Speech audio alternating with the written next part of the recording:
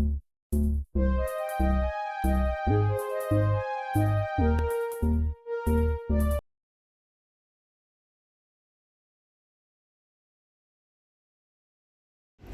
बच्चों, चलिए आप लोगों की डिमांड पे मैंने हिस्ट्री बना के लाया है, सॉल्व करके लाया है आप लोगों के लिए।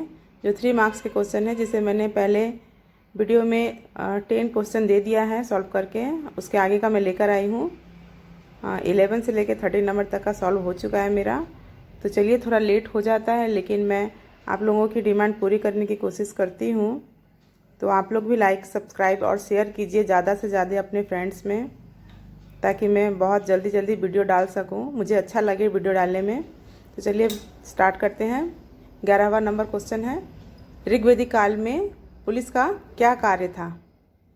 आंसर है, ऋग्वेदिक काल में पुलिस का कार्य ग्रामीणी द्वारा संभाला जाता था। ग्रामीणी गांव की सुरक्षा और व्यवस्था के लिए जिम्मेदार होते थे, उनके कार्यों में शामिल थे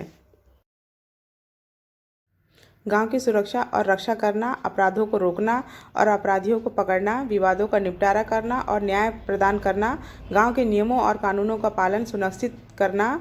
ग्रामीणी का पद एक महत्वपूर्ण पद था जो गांव की सुरक्षा और व्यवस्था के लिए जिम्मेदार था। मैं यहाँ आप लोगों को बता दूँ कि क्वेश्चन का आंसर थोड़ा बड़ा है। जैसे कि आप इसको समझ के पढ़ोगे तो इसे छोटा करके लिख सकते हो, ज़रूरी नहीं है कि इसी तरह से लिखना है, क्योंकि 3 मार्क्स के हैं। एकदम अच्छे से नंबर लिखना पड़ेगा, आंसर करना पड़ेगा, लेकिन ऐसा बड़ा नहीं करना है। तो आप लोग इसको पढ़िए, पढ़ने के लिए मैंने दिया है ताकि समझकर इसे छोटा करके लिखा जा सके। तो इसका आंसर है, ऋग्वेदिक काल में न्याय व्यवस्था मुख्य रूप से पारिवारिक और सामाजिक नियमों पर आधारित थी। न्याय व्यवस्था के मुख्य पहलू इस प्रकार थे: पारिवारिक न्याय, परिवार के मुखिया द्वारा न्याय दिया जाता था। सामाजिक न्याय, समाज के वरिष्ठ सदस्यों द्वारा न्याय दिया जाता था। पंचायती न्याय, पंचायतों द्वारा समाज के वरिष्ठ सदस्यों द्वारा न्याय दिया जाता था। पंचायती न्याय, पंचायतों द्वारा न्याय दिया जाता था, जिसमें समाज के वरिष्ठ सदस्य शामिल होते थे। धर्म और नैतिकता, न्याय व्यवस्था धर्म और नैतिकता के सिद्धांतों पर आधारित थी। इस काल में न्याय व्यवस्था मुख्य रूप से सामाजिक और पारिवारिक नियमों पर आधारित थी और इसमें लिखित कानूनों का अभाव था। 13वां नंबर क्वेश्चन है, उत्तर वैदिक काल में परिवार के संगठन में क्या परिवर्तन आया? आंसर है, उत्तर वैदिक काल में परिवार के संगठन में कई महत्वपूर्ण परिवर्तन आए। इसमें से कुछ महत्वपूर्ण है। पितृसत्तात्मक परिवार, उत्तर वैदिक काल में परिवार पितृसत्तात्मक बन गया, जहाँ पिता को परिवार का मुखिया माना जाता था।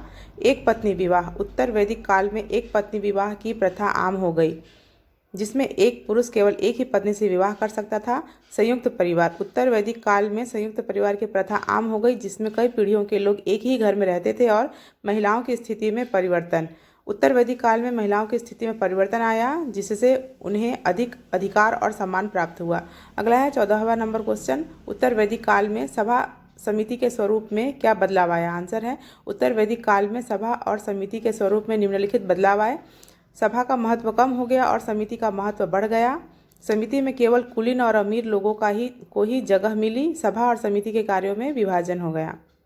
अगला है 15वां नंबर क्वेश्चन है, कौटिल्य के अनुसार सप्तांग सिद्धांत में कौन कौन आते थे? आंसर है, कौटिल्य के अनुसार सप्तांग सिद्धांत में निम्नलिखित 7 अंग आते थे। पहला है राजा, दूसरा है अमात्य, तीसरा है जनपद, चौथा है कोष, 5वां है दंड, 6वां है दुर्ग, 7वां है मित्र। अगला है 16वां नंबर क्वेश्चन, कौटिल्य ने मंत्रिपरिषद के स्वरूप के बारे में क्या कहा? आंसर है, कौटिल्य ने अपनी रचना अर्थशास्त्र में राजा के लिए मंत्रिपरिषद की आवश्यकता पर बल दिया है। उनकी मान्यता थी कि राजा एक रथ है, जैसे रथ एक पहिए से नहीं चल सकता, उसी प्रकार मंत्रियों की सहायता के बिना अकेला राजा राज्य का संचालन नहीं कर सकता। 17वां नंबर क्वेश्चन है, मौर्य प्रशासन में न्याय व्यवस्था की भूमिका का वर्णन करो। आंसर है, मौर्य प्रशासन में न्याय व्यवस्था की भूमिका बहुत महत्वपूर्ण थी। यहाँ कुछ बातें मुख्य हैं। न्यायपालिका की संरचना, मौर्य प्रशासन में न्यायपालिका की एक संगठित संरचना थी। इसमें धार्मिक न्यायाधीश, राजकीय न्यायाधीश और स्थानीय न्यायाधीश शामिल थे। न्याय के सिद्धांत, मौर्य प्रशासन में न्याय के सिद्धांत धर्मशास्त्रों और राजकीय नियमों पर आधारित थे। न्यायाधीशों को न्याय देने में निष्पक्षता और न्याय का पालन करना होता था। अपराध और दंड, मौर्य साम्राज्य में अपराधों के लिए दंड का प्रावधान था। दंड का उद्देश्य अपराधी को दंडित करना और समाज में शांति बनाए रखना था। अगला है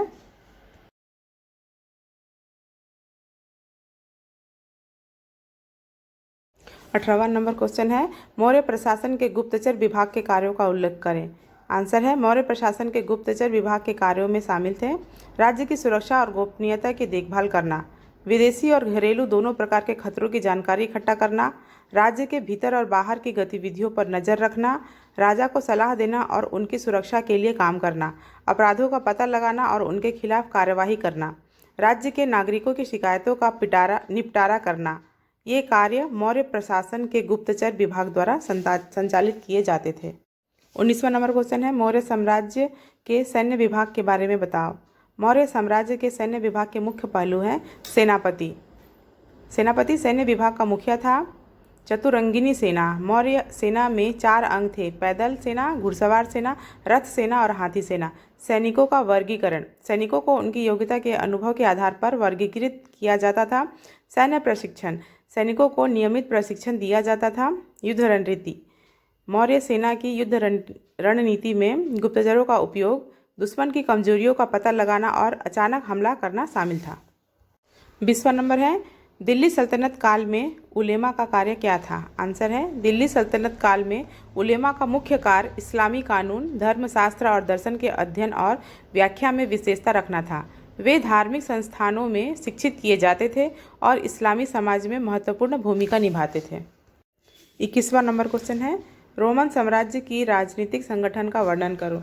आंसर है रोमन साम्राज्य की राजनीतिक संगठन इस प्रकार थी। पहला है सम्राट, सर्वोच्च शासक। दूसरा है सीनेट, सर्वोच्च विधायिका और सलाहकार संस्था। तीसरा है प्रोटोरियन गार्ड, सम्राट की व्यक्तिगत सुरक्षा। चौथा है प्रांतीय राज्यपाल, प्रांतों के प्रशासन के लिए जिम्मेदार। पांचवा है नगर पालिकाएं, स्थानीय प्रशासन के लिए जिम्मेदार। 22वां नंबर क्वेश्चन है सिसरो की लेखनी से हमें क्या जानकारी मिलती है। आंसर है सिसरो की लेखनी से हमें प्राचीन रोम के राजनीतिक, सामाजिक और सांस्कृतिक जीवन के बारे में जानकारी मिलती है। 23वां नंबर है राज्य एक नैतिक संस्था है कहने से आप क्या समझते हैं। आंसर है राज्य एक नैतिक संस्था है, इसका अर्थ है कि राज्य का मुख्य उद्देश्य नागरिकों के कल्याण और न्याय की रक्षा करना है। 24वां नंबर है यूनानी नगर राज्य का स्वरूप क्या था। आंसर है यूनानी नगर राज्य एक स्वतंत्र और स्वशाही इकाई थी जिसमें नागरिकों को प्रत्यक्ष रूप से राजनीतिक निर्णय लेने का अधिकार था। 25वां नंबर है प्लेटो ने क्यों कहा कि शासन एक कला है। आंसर है प्लेटो ने कहा कि शासन एक कला है क्योंकि वह मानते थे कि शासन करने के लिए विशेषज्ञता और ज्ञान की आवश्यकता होती है जैसे कि किसी अन्य कला में। 26वां नंबर है प्लेटो ने आदर्श राज्य के बारे में क्या कहा। आंसर है प्लेटो ने आदर्श राज्य के बारे में कहा है कि वह राज्य होता है जहां न्याय, समानता और शिक्षा का पालन किया जाता है। उन्होंने 3 वर्गों की कल्पना की, शासक, सैनिक और उत्पादक। 27वां नंबर है अरस्तु ने आदर्श राज्य की शिक्षा व्यवस्था के बारे में क्या कहा।